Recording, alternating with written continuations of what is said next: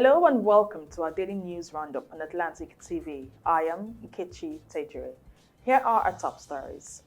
Barrow applauds Tinubu's quick intervention in forward Benin coup. PDP crisis. Turaki led NWC to meet state chairman, National Assembly members on Wednesday. NUPRC debunks report claiming it withheld 283.3 billion naira from NNPC. U.S. congressman pledges support after meeting TIV Catholic leaders, says CPC. EPL, Fernandes leads Man United to 4-1 victory over Wolves. Now to the news in full.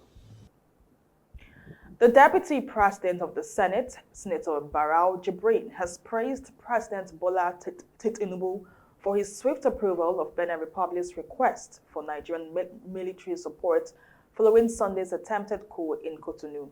Benin Republic was thrown into confusion on Sunday after soldiers identifying themselves as members of the Military Committee for Refoundation briefly seized the state-owned television station in Cotonou. The mutineers, led by Lieutenant Colonel Pascal Tigri, announced that they had removed President Patrice Talon, a declaration that immediately raised security concerns across West Africa. But loyalist forces, backed by a rapid mobilization of Nigerian troops, quickly overpowered the plotters and restored order. The Nigerian presidency later described the intervention as a demonstration of President Tinubu's commitment to regional peace and constitutional governance. In a statement released by his special advisor on media and publicity, Ismail Madashir, Senator Barrow commended the president for acting decisively. He said the move reflects Nigeria's long-standing role as a stabilizing force in the sub-region. According to him, the resurgence of coup in West Africa must not be allowed to derail democratic governance. Barrow insisted that military rule has no place on the continent and called for collective action to defend democracy. The first Deputy Speaker of the ECOWAS Parliament also reaffirmed the Parliament's commitment to strengthening institutions, deepening regional integration, and advancing peace-building efforts across West Africa. Sunday's failed coup attempt adds to a wave of military interventions troubling the region. However, the swift suppression of the uprising with Nigeria's support is being seen as a rare success in the ongoing effort to safeguard democracy in West Africa. Authorities in Benin says investigations into the attempted takeover are now underway. The federal government has banned the use of physical cash for all revenue payments and has directed ministries, departments, and agencies to switch entirely to electronic transactions within 45 days. The directive is contained in 4 Treasury circulars issued by the Office of the Accountant General of the Federation. According to the Accountant General, Shamsuddin Ogunjimi, all government payments must now be made electronically through channels approved by the Treasury and linked to the Treasury single account. The circular warns that accepting physical cash is no longer permitted. MDAs have been instructed to immediately notify staff and the public and to display signs reading "No physical cash receipts" and "No cash payment" at all revenue points. Any MDA still collecting cash is required to install functional POS terminals or other approved devices within 45 days, with accounting officers held liable for violations. Another circular ordered the immediate end to unauthorized deductions made through customized payment platforms used by some MDAs. The Treasury said the practice has caused revenue leakages and violates existing regulations. MDAs must now remit revenue to government accounts without deductions, while service fees are to be paid directly from Treasury accounts. All payment portals and service providers must be regularized by December 31st or risk being cut off from the TSA and GIFMIS systems. A third circular, effective January 1st, 2026, introduced a mandatory national e-receipt called the Federal Treasury e-receipt, which will serve as the official proof of all government transactions. The fourth circular announced the rollout of a new revenue optimization platform designed to automate billings, improve transparency, and allow real-time monitoring of revenue across MDAs. Each agency must nominate focal officers and integrate their financial systems with the platform. Only CBN licensed and OAGF approved payment service providers will be allowed to operate. All MDAs have been ordered to submit details of their local and foreign accounts and to comply with the new rules within 60 days. According to the Treasury, these reforms mark the most sweeping overhaul of Federal Revenue Administration since the introduction of the Treasury single account. The government hopes the new measures will strengthen accountability, curb leakages, and fully modernize public revenue collection. The People's Democratic Party enters a decisive week as the Taminu Turaki-led National Working Committee begins meetings aimed at stabilizing the opposition party and halting defections. The PDP leadership is moving to address rising internal tensions. This week, the Turaki-led NWC will meet in Abuja with state chairmen, lawmakers, former governors, ex-ministers, and other key stakeholders. According to National Organizing Secretary Theophilus Shan, the engagements are part of efforts to rebuild the party after the disputed 2025 National Convention in Ibadan. Despite the convention producing Turaki's NWC, a rival faction led by FCT Minister Nyesom Wike insists it still holds the positions of acting national chairman and national secretary. The group has even announced a 60-day caretaker committee, further deepening the crisis. On Wednesday, the NWC will meet state chairman, House members, and national ex-officio members and will issue a certificate of return to Ekiti governorship candidate Dr. Oluwole Oluyede. Meetings with former governors, ex-ministers, and senators follow next week. Meanwhile, some lawmakers, including House Minority Leader Kingsley Chinda, say they were not invited, though other caucus leaders have confirmed the attendance. The party remains sharply divided, with the National Secretariat still sealed by police due to the ongoing leadership tussle. The PDP hopes the consultations will unify the party, but the leadership dispute continues to cast a long shadow. The Inter-Party Advisory Council, the umbrella body of all registered political parties in Nigeria, has re-elected Yusuf Dantali as its national chairman. The election held at the council's national secretariat in Abuja saw Dantali defeat Kenneth Udeze of the Action Alliance in a contest monitored by INEC officials and key political stakeholders. Other winners emerged for the council's national executive committee positions, including Zainab Ibrahim as deputy national chairman, Maxwell Mbudem as national secretary, and Miriam Bakel as deputy national secretary. Also elected were Dikbo Olayokun as treasurer, Chinyere Kalu as organizing secretary, Omar Mohammed as financial secretary, Martin Segbola as publicity secretary, and Obed Agu as legal advisor. Chairman of the Electoral Committee, Dan Wanyanwu, praised the maturity of all aspirants, noting that 11 candidates contested for 9 positions. In his acceptance speech, Dantali thanked party leaders for renewing his mandate. He described the election as a demonstration of internal democracy and promised to consolidate reforms begun during his first tenure. He highlighted achievements such as the creation of Women, Youth, and Persons with Disabilities Directorates, the upgrade of IPAC's Code of Conduct into a binding constitution, and the introduction of the gender balancing twinning principle. Dantali also acknowledged the INEC's support and outlined plans for deeper political engagement, national interventions, and capacity building as the Council prepares for the 2027 general elections.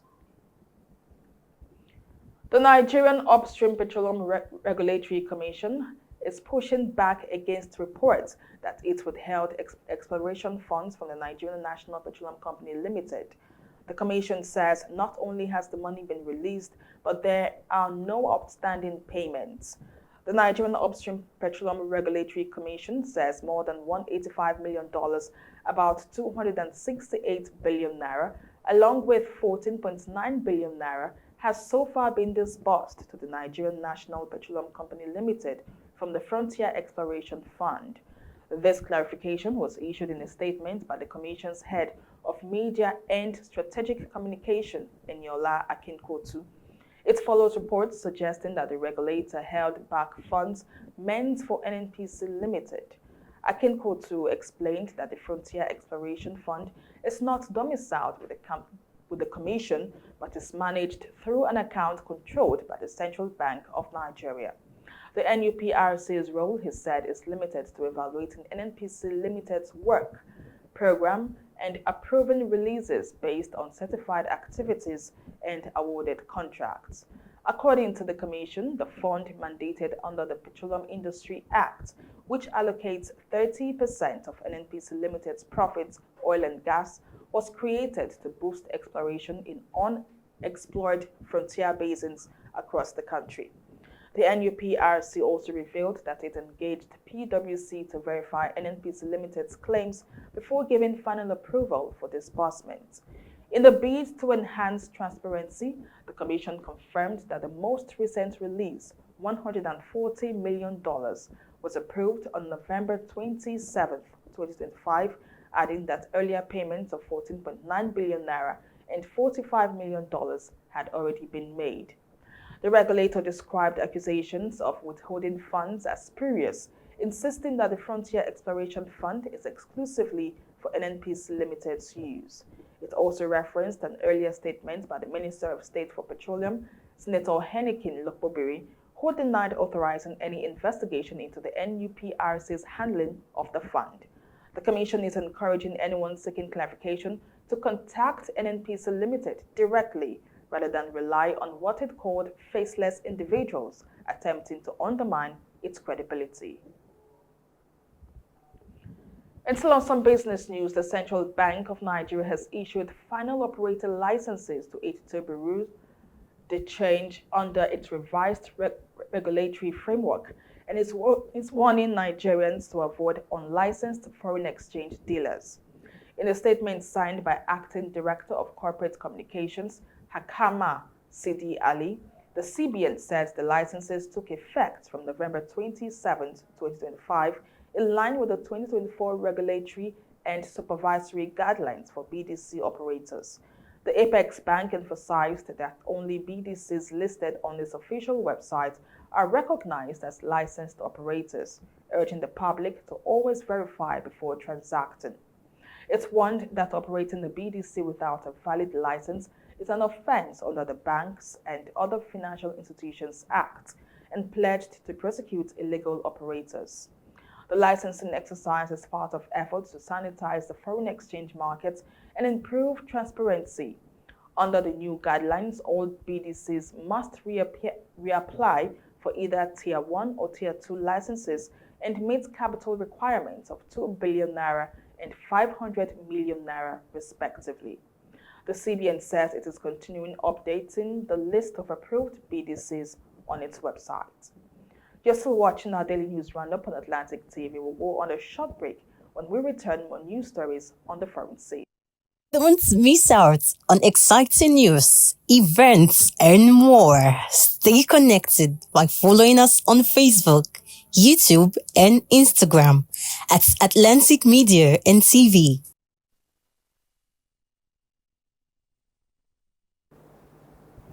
Welcome back. Now to the foreign scene. A visiting United States Congressman, Riley Moore, has expressed strong support for TIV and Christian leaders in Benue State following high-level meetings in Nigeria. In post on his X handle, Moore said he met Bishop Wilfred Anagbe, Bishop Isaac Dugu, and TIV traditional ruler, His Royal Highness James Loruza, to discuss what he described as an ongoing genocidal campaign in Benue.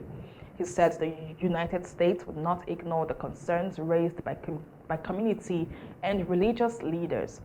Moore added that America is working diligently towards a solution, stressing that Christian communities will no longer suffer in silence. The U.S. lawmaker also confirmed meeting with Nigeria's National Security Advisor, Nuhu Ribadu, and other top officials with discussions focused on counter-terrorism, attacks in the Middle Belt, and broader regional insecurity.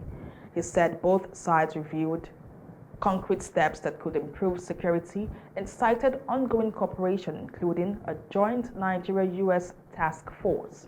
Ribadu, in a statement on X, said the visit was part of continuing security consultations between both countries, noting that talks centered on counter-terrorism, regional stability, and strengthening Nigeria-US strategic cooperation.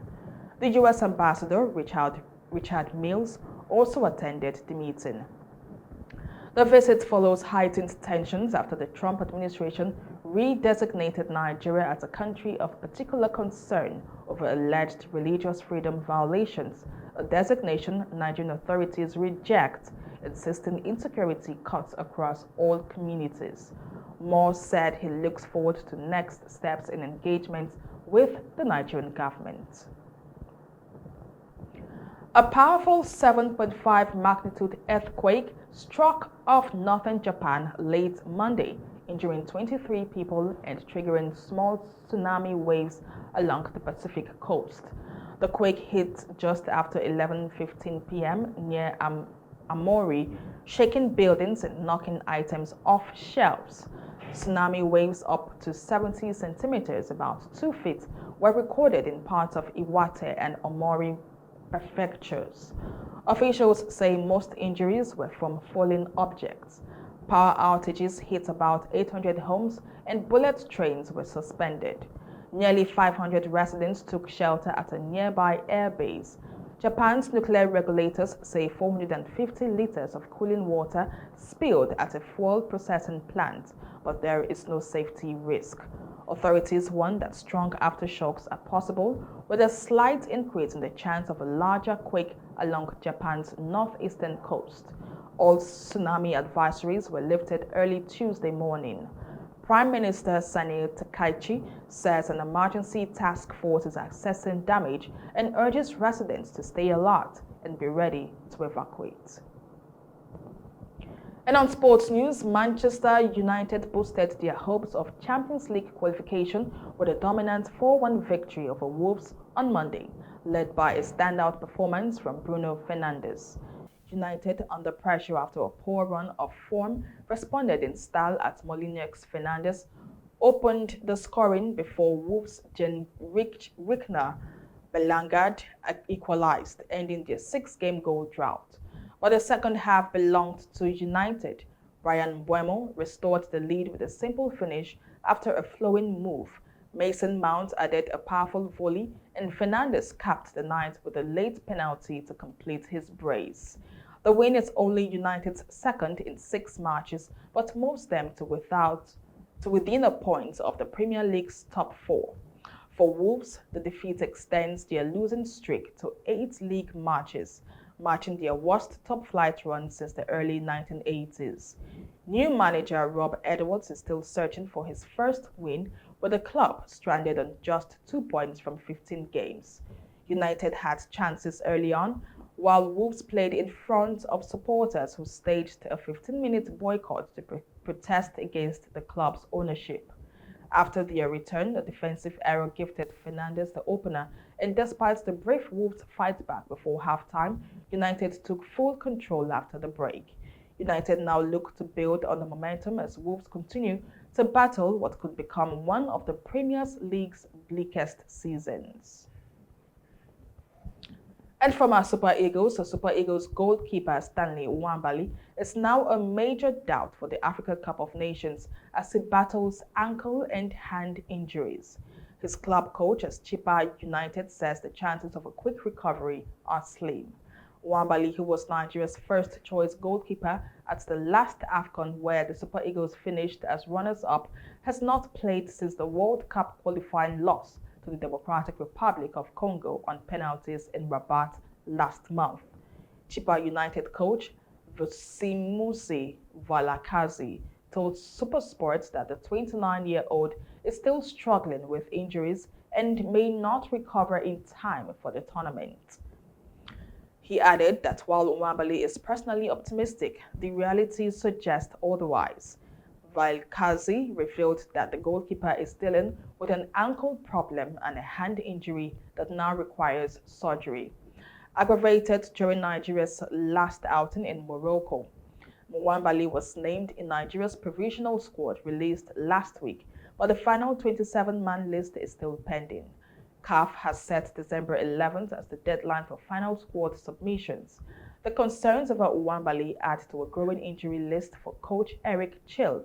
Defender Benjamin Frederick has been ruled out, Captain William Troost Ekong has retired from international duty, and defenders Felix Ago and Ola Aina remain doubtful but hopeful of recovery. Nigeria will compete in Group C at AFCON, opening their campaign against Tanzania on the 23rd of December in Fes, before facing Tunisia and Uganda. The Super Eagles' final squad announcement is expected in the coming days. And with that sports news, we come to the end of our daily news roundup for today, right here on Atlantic TV. Do also follow us on all our social media platforms for more news stories and headline updates. Thank you for watching. I am Nkechi Tejere. Have a pleasant day.